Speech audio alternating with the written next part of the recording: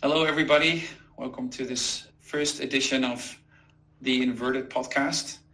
And we started this podcast because we know that people working in security, abuse, identity face a totally different world from people working on sort of standard products, if you can even call products standard. And everything is different. And so we wanted to start a podcast where we just share what we've learned over the many years working in security, identity, some abuse, to help those of us that are working in this area to just have a higher impact, and to help those who are managing people that work on inverted products to have a better life. But before we start, we want to do a quick intro of everybody that's here. Obviously, you can find us all on LinkedIn, so we'll make it short. But I'll start with Dario. Why don't you give audience a quick introduction? Yeah, sure. My name is Dario Salice.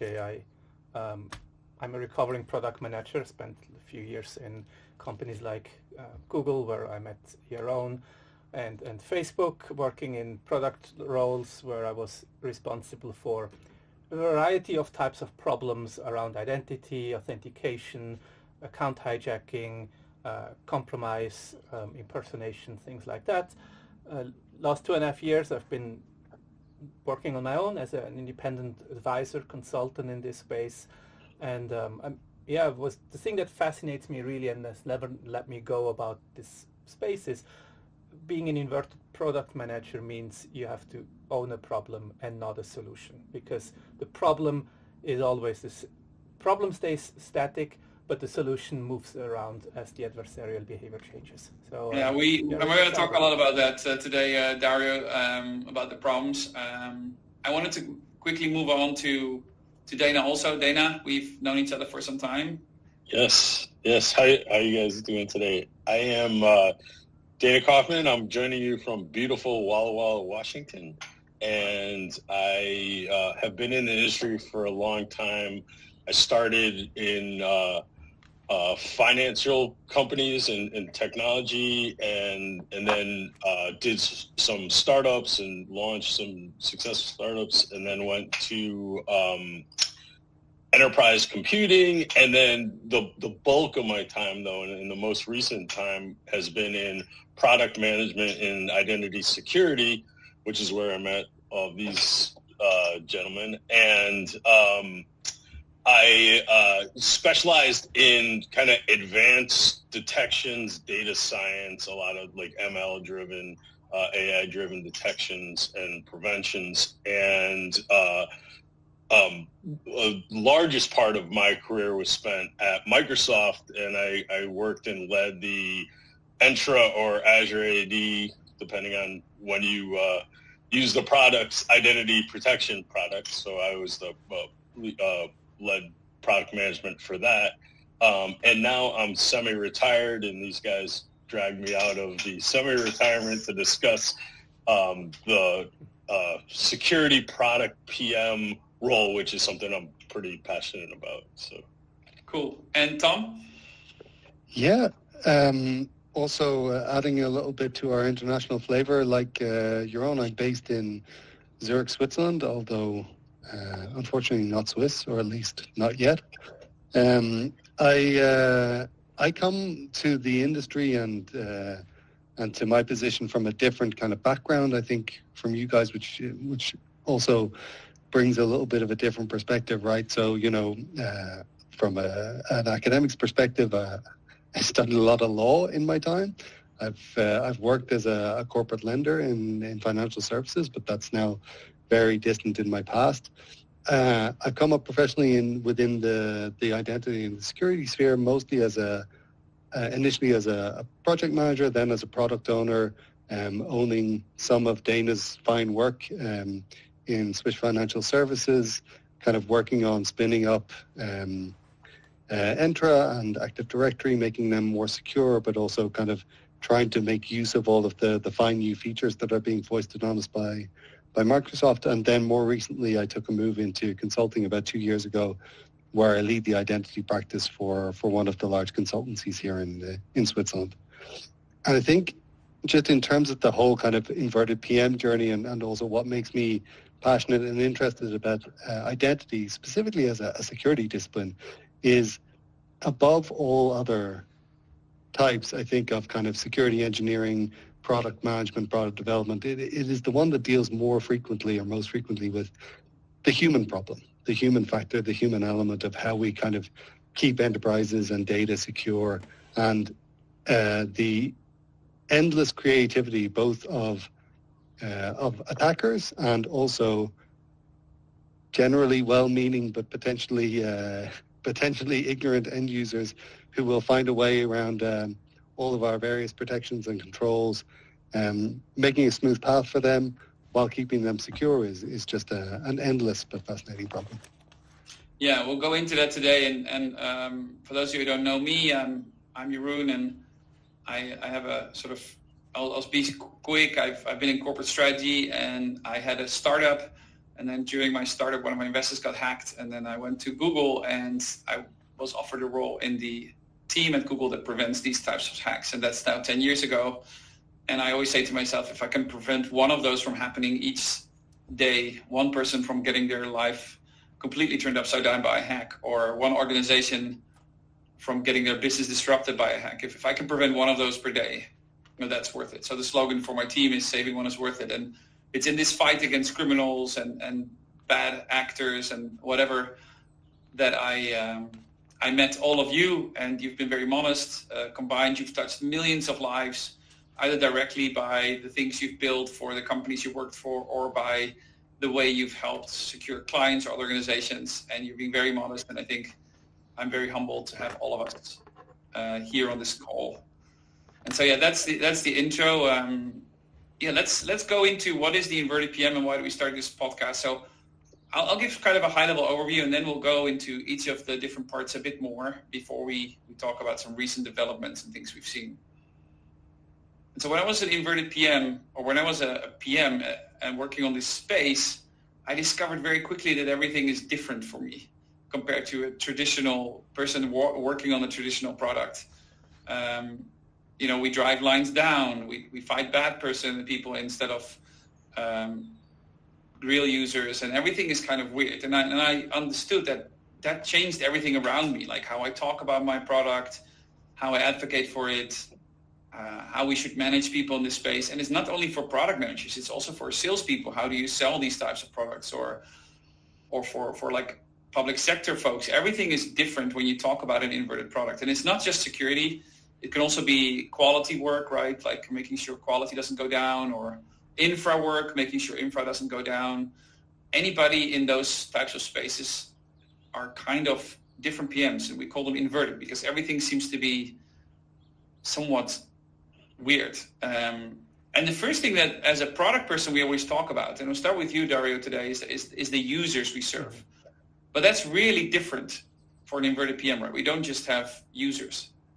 Yeah, it is a really different world. I mean, as you say, it's inverted, and as Tom said, it's like we're dealing with people with bad intentions, with good intentions who mean well. But so we really can't just think who is the person who signed up for a product, who's paying for the product, who is using it. It's also who is the person who shouldn't be using it, or who is the and there can be a bad actor with bad intentions, and there's also a lot of times there's good actors with well-meaning intentions, but they don't understand the rules of engagement, or they don't understand the technology, which they shouldn't have to. And so for us, one of the challenges is, well, detect when is there somebody with bad intentions, like when do we deal, or when is our product being used by somebody that has bad intentions? What do they do in order for us to detect them? But also what happens if a good user goes down the wrong path and uses the product in a way that we don't want them to use it because it's not good for our business model or for our other customers. So yeah, it's much less straightforward than it is for, I always thought about the PM at Facebook who is responsible for cross-posting from Facebook to Instagram. For them, the user is a very clear one. It's a Facebook user that has an Instagram account. For us, for Inverted PM, it's a very broad set of audience that the definition is very different, and the problem is also that we don't really know how many there are out there. We don't know how many criminals there are, which is a second concept that Dana, I wanted to ask you about. we call this the invisible line, right? Like, have you encountered that before? And can you explain to the audience what the invisible line sort of means for our products? We don't know how many there are out there. Right. So with the invisible line, it's you have all this technology and that you're building to build these protection systems, and you need to determine, it's kind of like a dial, how aggressive your system's going to be, right? How much friction or cost it's going to put on valid users versus friction and cost it's going to put on, the adversary or the bad actor. And you're trying to make these decisions in I don't call it a vacuum, but you don't have precise information on who you're targeting, because you're estimating who the bad actors are and the good users are, as well as you're estimating how your protection systems are working, for example. And it gets even more complicated, because if you're doing very well in your protection system, you might be identifying a lot more bad actors than you originally thought, because your protection system is doing what it's doing correctly. Or as it decays and it's doing less good, then you're catching more good users, and the line keeps changing.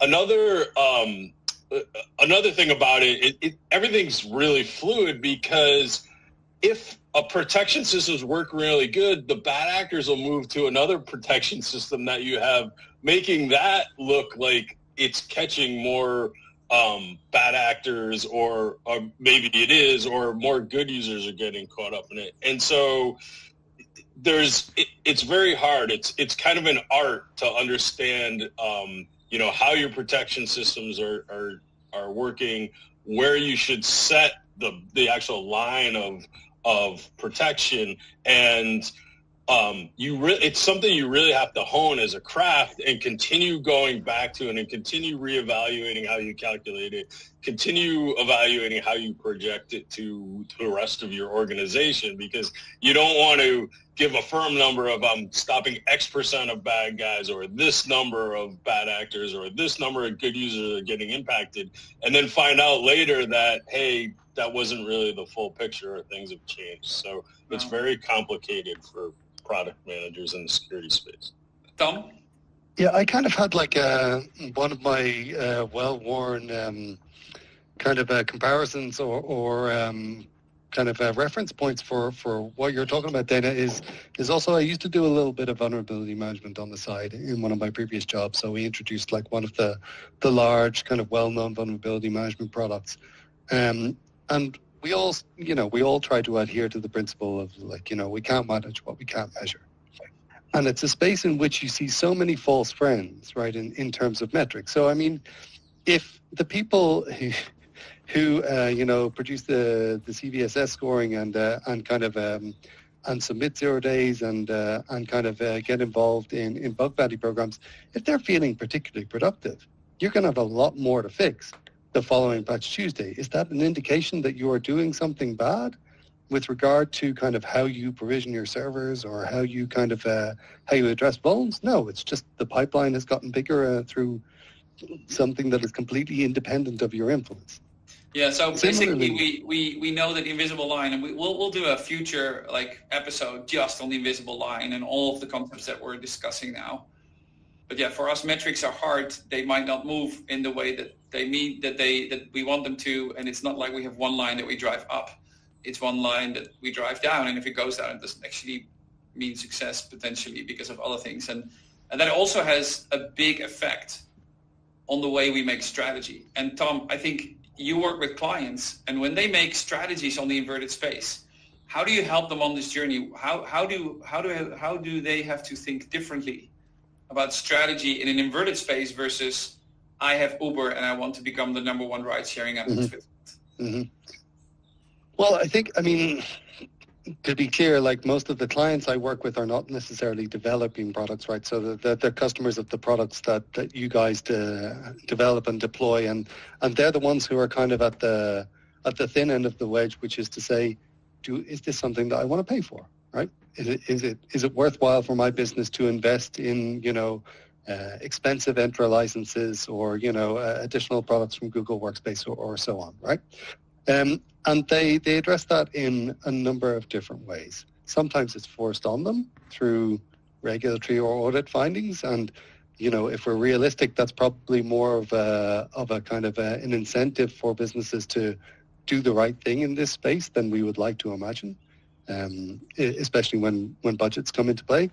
And sometimes they look at these things not just through the lens of, and going back to Dana's kind of discussion, not just through the lens of to what extent does this protect my user base or my core IP or my industrial systems or whatever, but also to what extent is this like an enabler for my workplace. So, in the company that I work for example, one of the great pleasures of my life is that I have a fully passwordless workplace.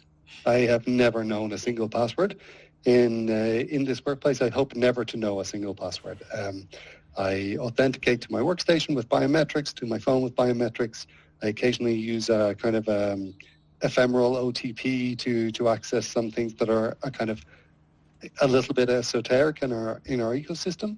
But that, both from a kind of a user experience, like attractiveness of workplace perspective, from a total cost of ownership perspective, because I don't call the help desk once every 12 months when I've forgotten my password after my holidays.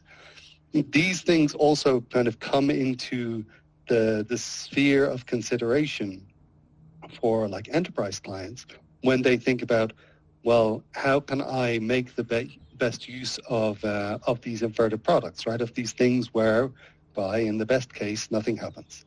Yeah. So nothing happening is really kind of, this is the measure that we use when it comes to kind of breach or incident. But under the hood, of course, there are other things happen. There are other metrics which are moving, a lot of which are to do with kind of time and effort that are spent on how people get access to things in their workplace, and also time and effort in terms of like what the total cost of ownership of providing that access is.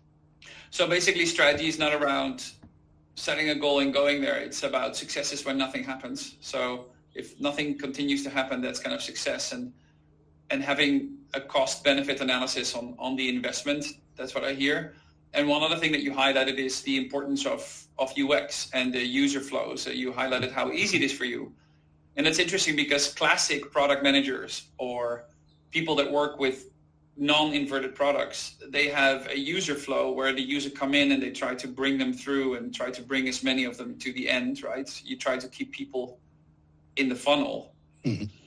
But I think as inverted PM, we have something else, right? Dario, I was going to go to you, and we don't have critical user journeys. We talk about critical attacker journeys and how we try to manage those. So maybe you want to say a few things about that. Yeah, sure. It's a really interesting segue, because we're really looking at because normal products, they look at what does the user go through, and usually you design products that people click as far as possible through a flow.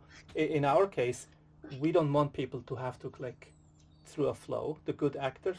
And sometimes we design some experiences that are only being seen by bad actors, ideally. And because we don't always get it right, the good actor has to be able to deal with that experience. So it can't be just a green-pink screen saying gotcha. So you have to get people back into the good flow. So we really look at how do bad actors behave, like what happens when something bad is going to happen, and then at what point can we divert the user we thought to be a good user into a flow where they don't see anything. And I mean, we see a lot of those things in identity, where we just send bad actors, if you're confident enough, into into def null or like a blank screen. There's some interesting cases around Pinterest a few years ago. They started to not to block posts from bad actors, but they just pretended that the bad actor posted something, and for them it looked like they succeeded, but those posts were never seen by anybody else. And so you build journeys that A, detect what's happening, and then B, you then build journey that mitigate with it what has happened or what could happen. And that's interesting, Dario, that you say that. I didn't know this about Pinterest, that they allow bad actors to post, but then they don't tell, because I was going to say our objective with Critical Attacker Journeys is to drop people out of the funnel rather than to keep them in. And it's again, well, in one of our future episodes, we'll talk 1 hour just about how Critical Attacker Journeys work and what we do on them. And yeah, I think it's really different. Dana, you had your hand up first.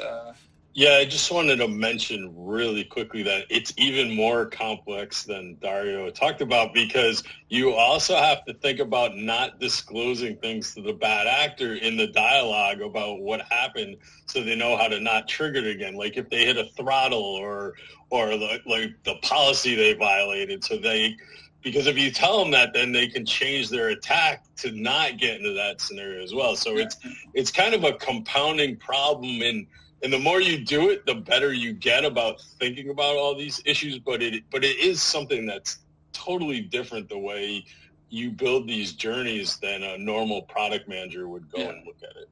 Yeah. Tom? Yeah, I have a question that just popped into my head based on this discussion, and I'm just going to put to you guys directly, because one of the things I see kind of from our client base is an inherent tension in a lot of identity, their use of identity products, between their drive to like customize certain aspects of the delivery based on their risk appetite, or certain factors around like their business or their kind of the way they operate. So like for example, if they're like a highly regulated financial services, they'll say, well, out of the box is not good enough. We need your premium platform, we need the platinum service, we need, X, Y, Z. And that always has a tension then also between like the total cost of ownership of a solution like that, whereby if you're customizing and tweaking things, you need to kind of maintain a consistent configuration. You need to measure if that's being effective in the way that you anticipate it will be. So from a product design perspective, I'm kind of interested to hear your guys' thoughts in terms of, to what extent do you offer the client or the customer the ability to kind of tweak performance of the product according to their risk appetite, versus to what extent do you say this is the out of the box function that you should be using, it's fit for purpose, and a deviation from that is not to your benefit and not to ours. Dario, Dana, go ahead. Yeah, I'd like to take that one, or maybe share my few cents on that. I think as little as possible. Like, I understand everybody feels like they understand their environment and their problems and their needs, and that ends up being people building custom login flows because they want to have some capability there, some information there. When we're really looking at the identity platforms that have been most successful in the last 10, 15 years in the industry, is where they really have been standardized. Like, I think one of the things that back then when I joined, well, both Google and Facebook, like having teams that really think about how does identity work, how should a login flow look, it benefit from that. Like that experience benefiting from that is much better than trying to come up with new solutions for every product.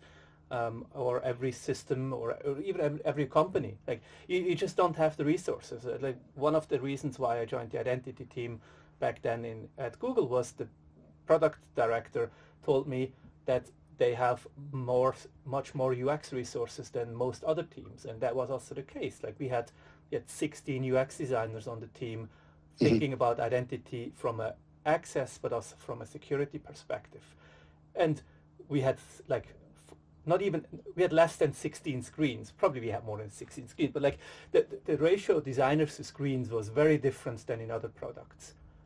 And benefiting from that, and the same thing is certainly also at Google, at Amazon, and many other companies. I always recommend people, don't overthink it. Don't think that with your 0.3 FTEs that you have, you can come up with something better than something that has been proven and thought through for millions of billions of users. So I have rarely seen, really to close that up, I've rarely seen customization of those flows. to really add a benefit. Like sometimes we've seen people when one of the flows of the large companies changes, then I mean, sometimes people call the police because they think they're getting hacked. And you really want to make that as controlled as possible. And then if as a product owner in a company, in an enterprise, you think you want to express your creativity, do that, but maybe not on the login flows. I wanted to cover something similar, but from the detection standpoint. And that is like, because that's kind of the way I come into these problems, is looking at like, what's the system supposed to be doing? And one of the things we talked about is like, with all these advanced detection systems and the AI we're building, is customers would ask us, like, we want to tweak this little setting or do this little change that would then feed into the algorithms. And we would say, like, what our goal was internally is we wanted the system to understand the customer as much as it could in the customer's environment, so the system would do the right thing itself, rather than having the admin have to go in and tweak all these parameters, because things are fluid in IT, and people change roles, people leave the company, and like, who's going to remember what settings they set like 2 years ago in this protection system to like allow like this country to be able to come in, and then all of a sudden you don't know why it's making decisions allowing these users to get in, for example. Did someone say infrastructure as code? Right. I heard that. I'm going to quickly dial in so I can get my camera back online. Okay. And so you really want to go. You really want the system to be able to modify itself and adapt and understand each individual customer's environment, and do all of these changes or customizations that you think you need. Have the system be able to do that. So. So it's interesting that you mentioned AI. I'm gonna call back to a conversation I had last week. I was at a conference where co-founder of one of the larger IGA products was speaking. I was asking about the use of AI in their product, and I made a point which I think, Jeroen, I've made to you previously, is that one of the reasons for my kind of professional skepticism in terms of how AI can be deployed in the identity area is that it's not super audit friendly, which is something that we frequently come across. So, rule sets are good, justifications for those rule sets are good, exceptions are fine, but black box views on kind of whether access has been granted or not, for what reason, are not generally looked on kindly.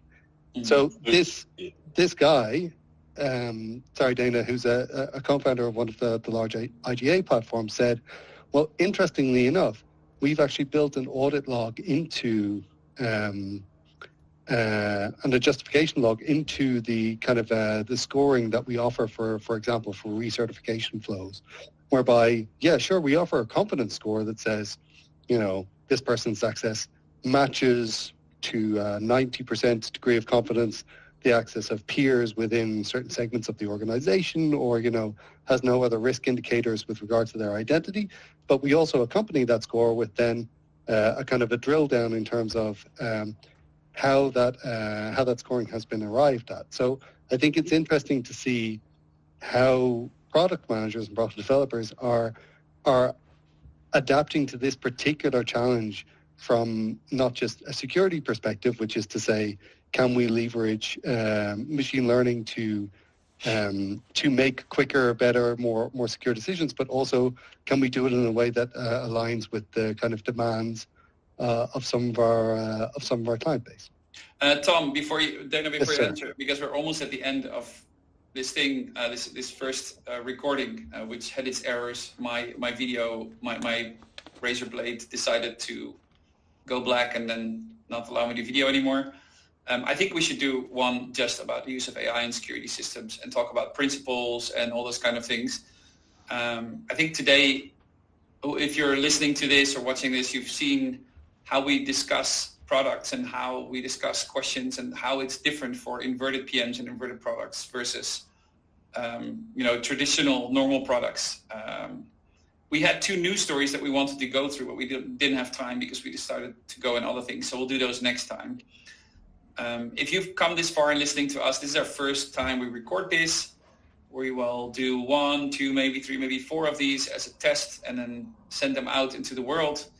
And if you all like them, then we might do more of them. But for now, I just want to say thanks to Dario, Dana, and Tom for coming on this first one, giving an overview of what you do and high-level concepts of the Inverted PM. And if you're listening and you want to find us, we have a community on LinkedIn. Just search for the Inverted Product Management or the Product Manager community on LinkedIn. Join the group, engage with us, and you can also find us there. And then in the future, we'll go into these subjects you heard today, using AI in inverted products, the invisible line, how to deal with it, critical attacker journeys, etc. And thanks again, everybody. And remember that saving one is always worth it. Thank you very much. Thank you. Thanks, Aaron.